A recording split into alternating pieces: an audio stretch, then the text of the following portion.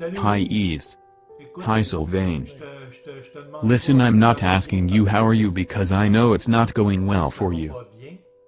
And that's why I made this video. And just to put people in the context. Because they really don't know us. You and I are longtime old friends. It's been at least 30 years that we have not seen each other. The other morning I'm sitting in the restaurant, reading the newspaper, and what do I see? My old friend who is doing the front line in the newspaper and fighting for his survival. So obviously it gave me a shock to see that. And that's why I contact you, and I'm in constant communication with you since this news. And I would like to hear your story and tell people what's really going on with you. Can you tell us, in this live video, what really happened to you? In fact, to tell the truth and make a very short story. In 2017, following a banal and stupid constipation, I went to Hospital St. Luke, which was closed. In fact, it was several days that it was closed because it has now become the CHUM. So when I arrived at the CHUM, they immediately put me in the emergency room. They checked and quickly realized that I was well filled and very well constipated. So they said, we'll do what you call a rectal enema, a kind of big pocket of water that they place you nowhere, to try to free my intestines. And as a result of this first enema attempt, nothing worked. Even the nurse was very surprised that it did not work. So she said, I'll make you another one she called CHUM opening. I have no idea what she put in there. But what I can say is that this attempt did not work too. So the nurse was still very surprised that it did not work either. After these two big enemas that I had one after the other, the nurse told me you will go home and you will take a 4 liters of Peg Light. Peg Light is the product that they give you before doing a colonoscopy to clean your intestines. So I took it at home, and from that moment, since November 2017, I have never returned to normal. And right now it seems to me that you told me that you have constant bowel pain and that you still have problems with constipation, right? Yes. The truth is that from that moment it was very strange because I was constantly constipated. All the time, from day to day, there was no pause.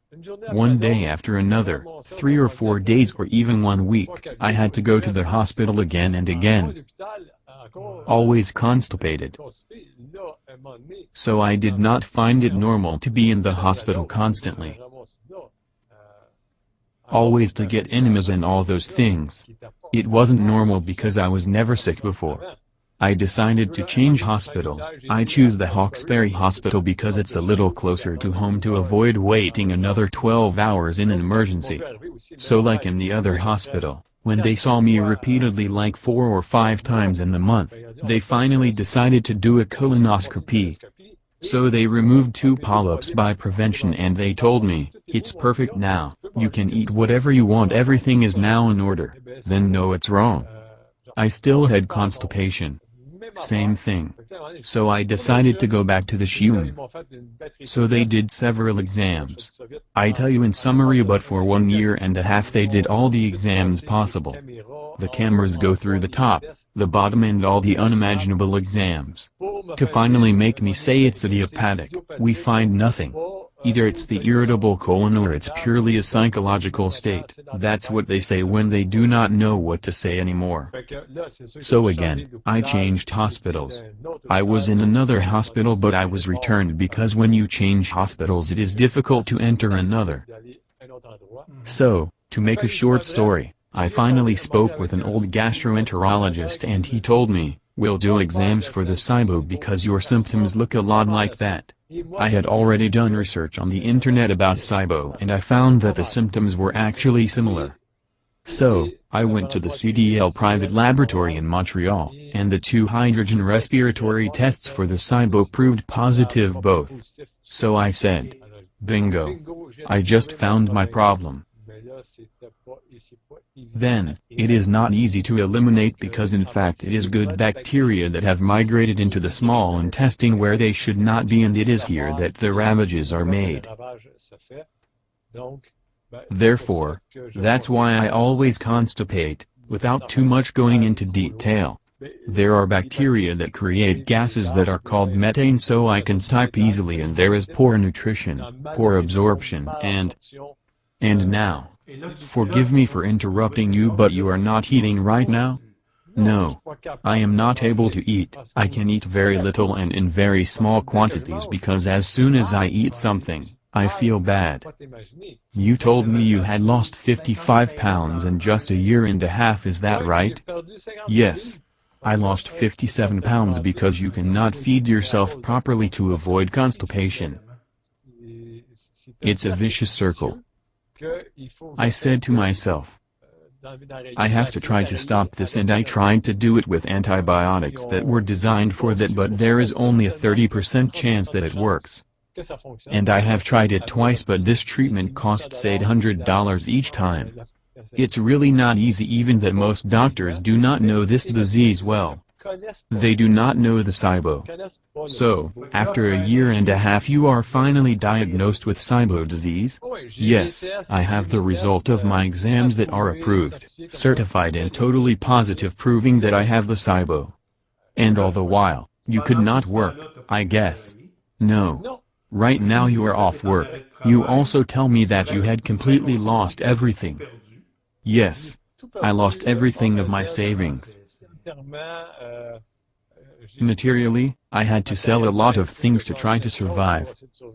Because it cost me about $23,000 or $24,000. I do not remember the exact amount, but I know that I spent all my savings that I had amassed in my life for my retirement, because you want to save yourself. Of course, spent a lot of money for naturopaths, nutritionists, private gastroenterologists to cure myself, but nothing worked. So, you told me that in the United States, there is someone who can treat this disease and the success rate in 100%?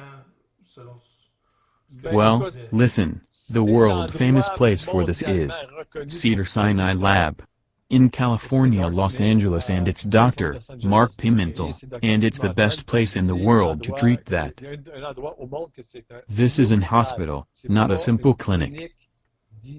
Like clinics who call themselves naturopath doctors. It's not that kind of clinic, it's really a specialized hospital, where most people around the world are going to get treated for SIBO. From then on, you have no money to get this treatment, and you have launched a fundraising campaign on the website GoFundMe, a website that helps people to raise money. And since then, people have been giving you donations, but it's not going fast enough for what I've seen, because it's not easy to raise $25,000 with donations ranging from $20 to $50. No. And your time is very precious, because, yes, it is very precious, because my time is calculated, because the 3 doctors that I saw told me that I was not going to arrive until the year 2020 in this state. They call this state cachexia. Cachexia, the definition is extreme, total and muscular malnutrition. Then, I only have skin and bones on my body right now. After this stage there is mobility, and then, adios everyone. And to help you raise money, you present yourself at the entrance of the supermarket with your little kiosk, your little boiler, and you make requests for donations. And that's, my friend, I'm taking off my hat, because it takes a lot of courage. First, it's very difficult for the ego.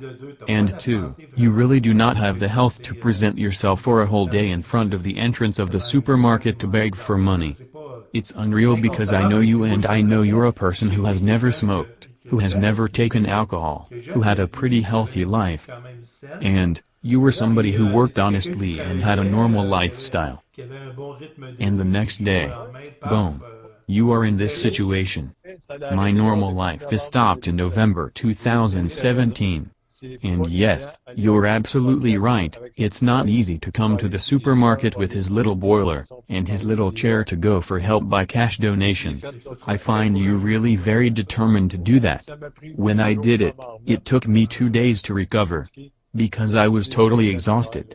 I have a lot of difficulty. In short, my day since 2 years is to be constantly in bed, because you always have stomach pain and you have constipation continually. What did you say? It's really not a good life.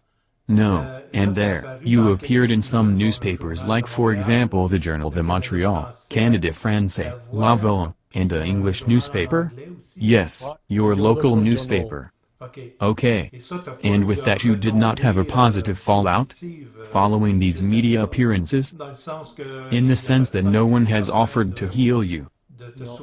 Or to help you get treatment? No. Nope. I thought I might have some help from the health ministry or something like that. I contacted them and I have absolutely no help from them. That does not make any sense. No, you are completely left to yourself. I was already let out of the CHUM hospital with only 102 pounds. They let me go home like that. And they told me, if something went wrong then come back tomorrow. And believe me, it's not a joke. And you made several approaches to Radio-Canada and TVA to spread your situation publicly because you must not be the only person in this situation. No, surely not, but it must be relatively rare. I knocked on the TVA door but he had absolutely nothing to do. Really nothing to do. I could not talk to anyone from there. And at Radio-Canada, the same thing. I find it really inconceivable that we leave a human being in this state, that we abandon her completely because we do not know what to do with his disease. What would be for them to pay $25,000 for treatment in the United States and send you there? What is the reason they gives you, why they do not want to pay for it? What is the answer given to you? So, listen. They do not know, and since they do not know here, how they will do for send me there. By the way, I know what they're going to do to me there, and I think they're going to study my entire microbiome because they're way ahead of us here, and they will do what they have to do. I do not know, it may be other treatments, a special diet, an operation, or, I really do not know. I also don't know why they do not want to pay for it. And the worst part is that I cannot prove it that they are responsible for this. Because it is certain that when they gave me all his enemies, they emigrated bacteria. Good colon bacteria I presume, and with the 2 enemies I received one after the other. Then the little hatch is open, as we can say. Then oops, you just need only 1 bacteria who passes there. Then it's too bad for you because it's colonized after 24 hours. Unbelievable. Yes, I know. It's because it's not a problem they see very often. Even emergency physicians do not know what it is. In any case, I invite people who listen to this video to help my old friend Yves, because his time is running out. There is not much time left to react until the year 2020 arrives.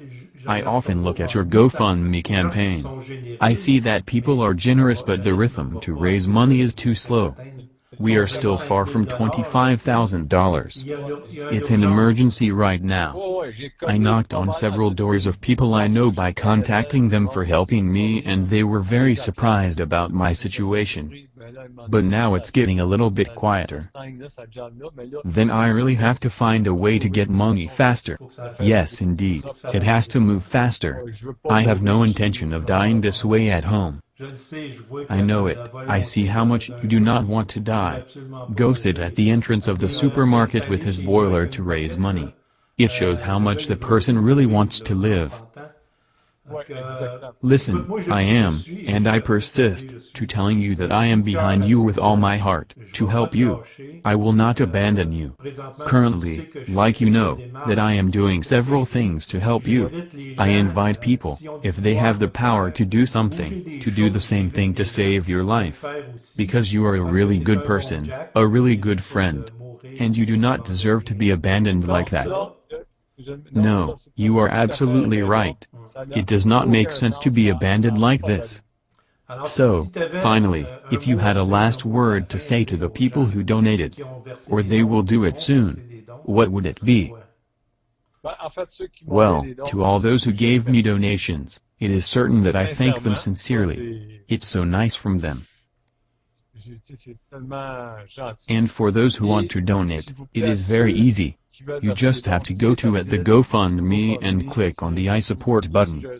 Sincerely, I really need it. And I also launched another fundraising campaign on Facebook